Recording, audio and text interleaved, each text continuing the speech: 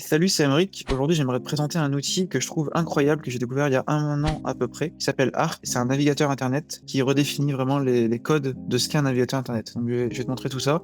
Donc déjà, voici le magnifique logo. Donc, qu'est-ce que c'est Arc déjà? Ça a été créé par The Browser Company.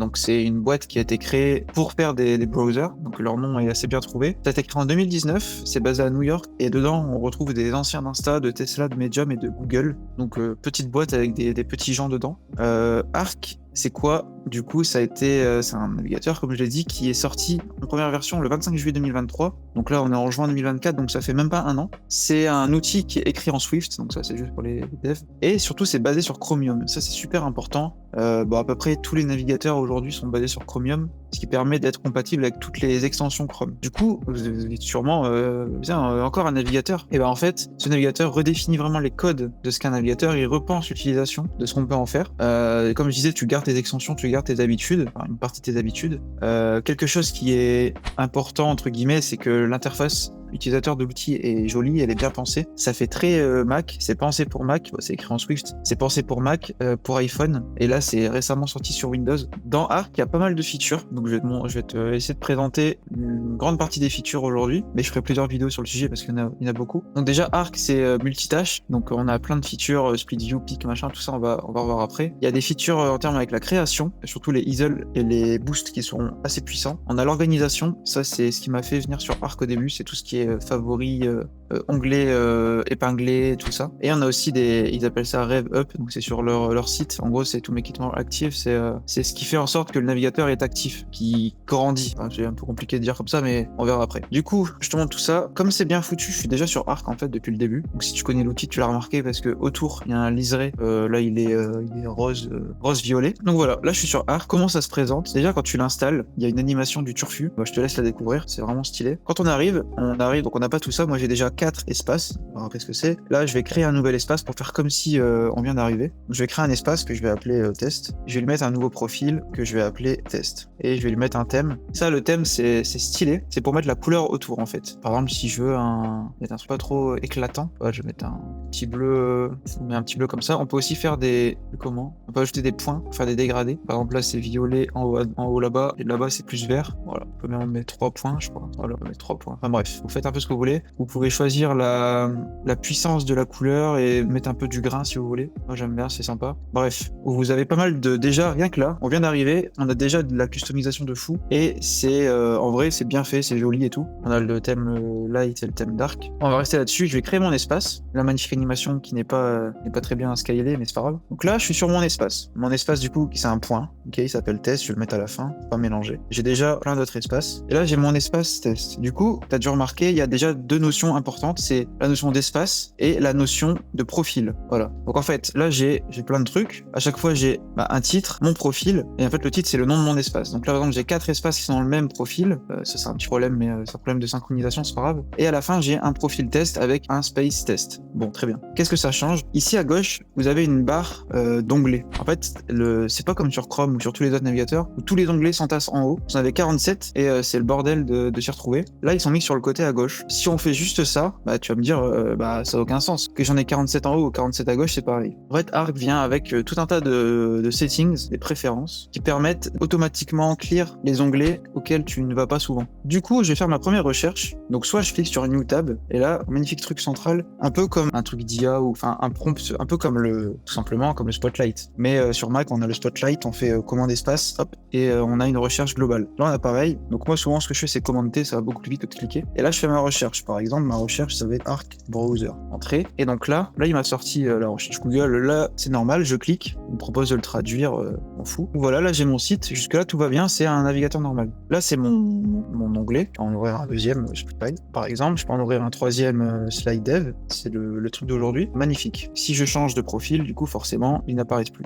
Et ici, on peut ajouter des favoris. Donc des onglets qu'on voit souvent, comme ça vous connaissez. Par exemple, si je veux mettre Spotify en favori, je peux le mettre là. Je vais mettre Arc en favori aussi. Je mets ici et là. Voilà. Donc là, on a des favoris. On peut faire des dossiers. New folder. On peut l'appeler Tools. Par exemple, si je veux mettre tous mes outils dedans. On peut mettre des sous-dossiers dans des dossiers, machin. Tout ça, c'est magnifique. Et on a aussi, donc là, c'est les pinned tabs, des onglets épinglés. On a aussi les favoris. Donc ça, c'est encore plus puissant. On peut mettre, par exemple, Spotify là-dedans. Et il apparaîtra tout en haut ici. Que je vais mettre Arc aussi. Et je vais mettre ma recherche Google. Et en fait, ce qui se passe, c'est que Donc là, j'ai beaucoup d'onglets, beaucoup de totaux. Et du coup, quand on scroll, ouais, tu vois que les favoris en haut, ils sont toujours là. Donc c'est vraiment des favoris, alors que là, c'est plus des onglets épinglés qui apparaissent tout en haut, mais que tu peux facilement les cacher si tu veux. Du coup, un truc stylé, c'est que tu peux clear ici tous tes onglets directement. Bon, ça, il n'y a rien de fou, mais je vais le faire du coup, parce qu'il y en a beaucoup trop. Là, je l'ai fait et il m'a gardé que l'onglet sur lequel j'étais déjà dessus. Ça, c'est cool. Mais du coup, tout ça pour revenir sur l'histoire des profils. Ici, j'ai mon profil avec des favoris. Ici, j'ai un autre profil avec d'autres favoris. Mais surtout, là, par exemple, là, je suis pas connecté à Google. Alors que là-bas, mon compte Google est associé. Je peux aller sur mes agendas et tout. Et là, il est associé. Donc ça, c'est pour organiser vos profils de travail, en fait. Là, normalement, ça, c'est mon perso. Ça, c'est mon perso aussi. J'en ai deux sur le même. Ça, c'est mon pro côté client. Et ça, c'est mon pro côté entreprise. En fait, moi, j'ai 3 adresses mail avec plein de trucs différents. Et c'est important de pouvoir découper comme ça les différents profils. Du coup, tout à l'heure, sans faire exprès, je t'ai montré la notion de pic. Donc, si je fais Titi, je peux mettre 2 onglets l'un à côté de l'autre en faisant comme ça, par exemple. Là, les deux sont à côté. Ça m'évite d'ouvrir 2 fois le navigateur. Donc ça, c'est plutôt cool. On peut le séparer, pour les remettre comme avant. Donc maintenant, je vais te montrer la notion de preview. Donc les previews, ça, c'est super pratique. Quand tu as des favoris comme ça, là, tu vois que j'ai les mails, j'ai GitHub, j'ai YouTube, machin, mais surtout l'agenda. Par exemple, si je me crée un agenda, un événement que je vais commencer à 13h15, je vais l'appeler, je vais mettre un petit Google Meet dessus, je l'enregistre. Et donc là, bon, il n'est pas encore synchronisé, je vais lui forcer à synchroniser. Voilà. Donc là, sur n'importe quelle page sur laquelle je suis, il me dit attention mec, t'as un truc dans 12 minutes. Coucou, si je clique, hop, direct, j'arrive sur le Meet et direct, je suis prêt. Du coup, les previews, donc on a sur ça, on a aussi sur les mails. Bon, je vais pas y aller pour des raisons évidentes, mais il te dit si t'as des mails en cours. Je vais cliquer pour voir tout ce qu'il y a, mais c'est à peu près ça. Gmail, Google Calendar, Outlook aussi. GitHub si t'as des PR en cours, mais ça, il y a un autre truc pour les PR qui est beaucoup mieux. Notion, qui te met ta dernière page, Confluence, Figma. Voilà, il y a quelques connexions avec d'autres services. Little Arc, ça c'est, je pense, un truc aussi game changer de l'outil. C'est si je suis je suis pas sur Teams, sur Slack, quelqu'un m'envoie un lien, je clique dessus, et ben il se lance pas dans Arc. Il vient pas polluer mon espace de travail. Il s'ouvre, donc je peux le faire par exemple. Si je clique là, tu fais Open in Little Arc si tu veux le forcer, mais peut-être des raccourcis, mais je le connais plus. Et ça l'ouvre comme ça. Qu'est-ce que ça change? Bah déjà, tu vois que t'as pas à gauche là le même onglet, t'as pas tous les favoris, c'est juste la page. Si tu veux la garder, tu peux l'ouvrir dans ton arc, tu peux même choisir le space si tu veux, et tu peux même changer le profil si tu veux. Donc c'est plutôt pas mal. Comme ça, une fois que tu as pris connaissance du lien, si tu t'en fous, bah tu le fermes. T'as pas besoin de polluer tout ton espace. Ça c'est vraiment chouette. Et enfin le mini player, ça c'est sur YouTube, tu regardes par exemple une vidéo, hello tout le monde, et tu te barres, et c'est un mini player mais qui est un peu vénère. Tu peux l'avoir en picture in picture. Donc ça il y a ça aussi dans Brave et tout, dans plein d'autres trucs dans Opera. Mais voilà, tu l'as aussi là-dessus, c'est plutôt cool. Et tu l'as aussi pas que avec YouTube, tu l'as avec plein de mini players. Tu l'as aussi avec du coup l'audio et les mythes. Bon, pas tout le temps, tu vois là, je suis encore sur ma vidéo. Et si je change d'onglet, voilà, il me le met là en bas, donc ma vidéo. Il y a ça avec Spotify.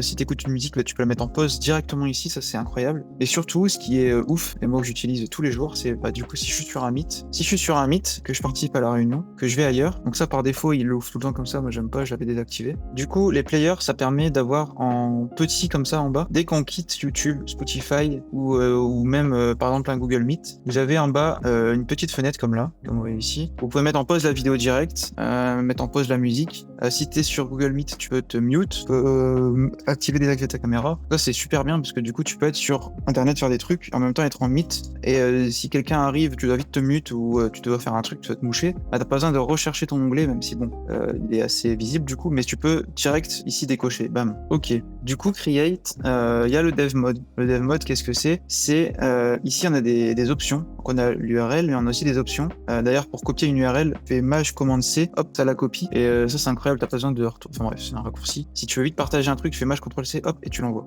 Ou sinon tu cliques là. Et après ici t'as les options. Donc tu peux activer des extensions, comme je disais, c'est sur Chromium, donc tu peux mettre n'importe quoi. Ici tu peux définir, tu peux partager, tu peux faire un screen. Les screens ils sont cool parce que tu peux choisir un component, il te propose direct le truc. C'est assez bien fait. Si tu veux partager le sommaire, tu mets ta flèche dessus, il te le met. C'est pas mal. Et t'as le développeur mode. Donc le développeur mode, si tu l'actives, il t'affiche l'URL déjà tout en haut, c'est pratique. Et tu peux faire un screen de ta page, donc c'est cool si tu fais une démo ou quoi. Faire un screen, et, voilà, c'est assez beau. Il y a le logo, c'est un peu chiant, tu peux l'enlever.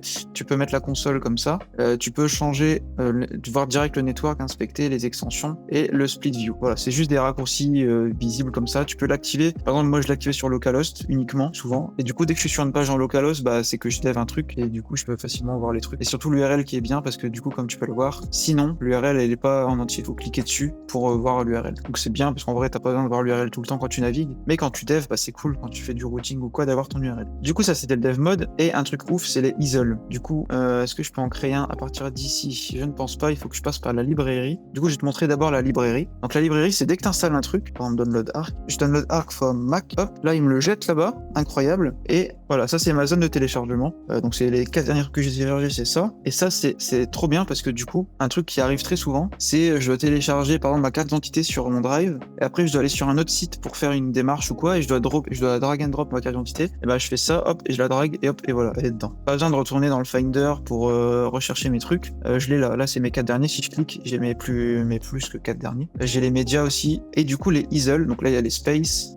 c'est ce que je te montrais tout à l'heure, et du coup les isol c'est un peu des fourre-tout, je vais te montrer. Là d'ailleurs tu vois, pendant que je cherche pour les isol, là il y a les live calendar, donc il sait que j'ai une réunion dans 2 minutes, et du coup il me le propose ici. Donc il me le met là, mais il me le met aussi là en mode encore plus rapide, genre vraiment que tu peux pas être en retard à ta réunion. Un truc assez cool, par exemple si je vais sur météo, voilà là ça c'est la météo, je peux faire un screen de ça, voilà, de ce bloc là je veux le screener, hop, et donc là j'ai plusieurs choix, soit j'en fais un isol, c'est là qu'on crée les isol du coup, soit tu le sauvegardes dans ta librairie, tu peux même faire des petits trucs, d'écrire des trucs, enfin edit avant, si tu peux pas le faire, tu peux l'envoyer par message, machin, tu fais tout ce que tu veux, et tu peux faire un isol. Donc moi je vais faire un isol, donc je vais l'appeler par exemple météo. Donc là super, tu te dis ok, le mec il a créé un tableau blanc où il met son screen, c'est pas ouf. En effet là c'est pas ouf, mais ce qui est ouf c'est que tu peux activer le mode live. Là je le mets en live, donc là bon c'est expérimental mais ça fait longtemps, make it live, donc là c'est en live. Du coup demain si je reviens, et ben la météo aura changé. Et ça c'est une dinguerie parce que du coup tu peux faire un agrégateur de, je sais pas, tu veux te faire un dashboard, bon là c'est de la météo, c'est un peu nul, mais si tu veux te faire un dashboard de météo de toutes les villes, bah tu peux.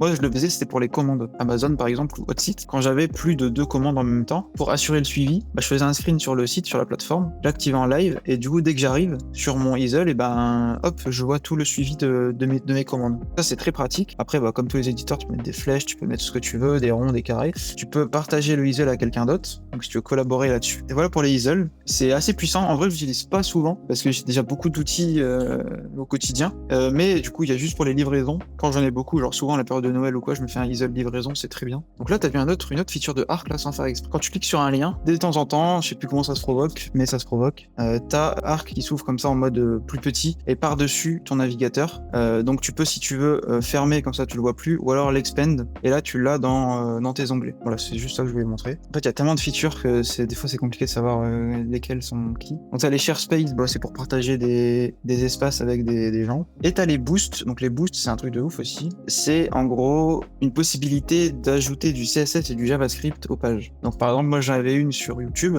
No YouTube Short, et normalement bah j'ai pas de short, que si ça marche, ça fait longtemps que j'ai pas été. Voilà, là j'ai pas de short.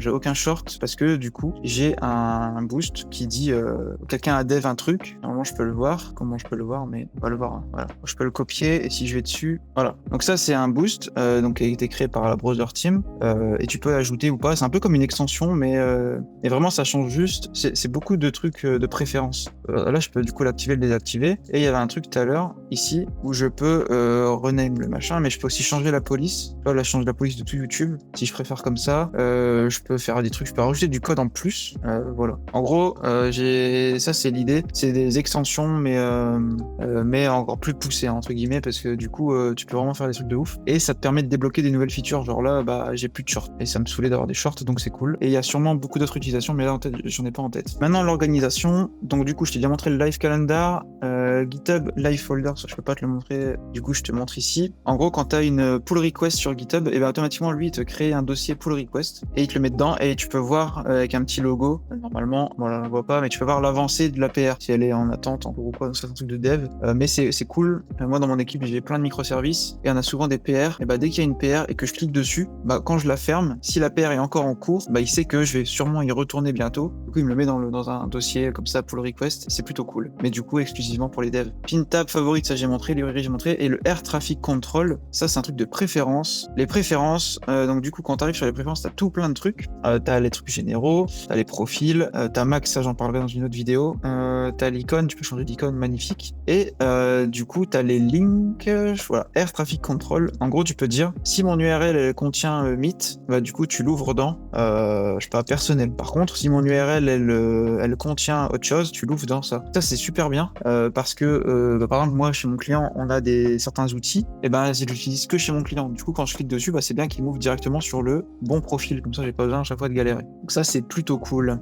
Pick window and click on the link to other sites. This only affect favorite and pinned tabs. Voilà pourquoi, je pense. Si je clique là-dessus, fichier votre chaîne, et que je clique là, voilà, j'ai réussi à le reproduire. Donc le pick window, c'est quand tu cliques sur un lien qui est différent du lien source. Donc là, sur YouTube, bah, je vais sur mon site, bah, il ouvre dans un pick window. Et ça, c'est incroyable aussi, parce que du coup, ça pollue pas de la même manière le flux de travail, tout simplement. Et du coup, le rev up, donc ça, c'est Arcmarks, j'en parlerai plus tard. Site search, du coup, c'est quand tu fais un commande T, t'as plein d'options. Donc soit tu fais une recherche Google, hop, ça fait une recherche Google. Soit tu écris dans YouTube, bah là, il te propose de switcher sur la table YouTube parce que tu l'as déjà, donc pourquoi la recréer, ça sert à rien. Là, t'as aussi un peu de ton historique, et tu peux aussi, alors je sais pas si ça marche, normalement tu fais YouTube, et tu fais tab, waouh, ça c'est un truc de ouf, l'animation. YouTube tab, donc t'as quelques moteurs de recherche comme ça, où tu peux faire, je sais pas, Arc Browser, et ça fait une recherche sur YouTube. Donc c'est plutôt cool. Donc là, est-ce qu'il me montre des exemples? Twitter, tu l'as aussi, tu fais tab, hop, ça fait le truc.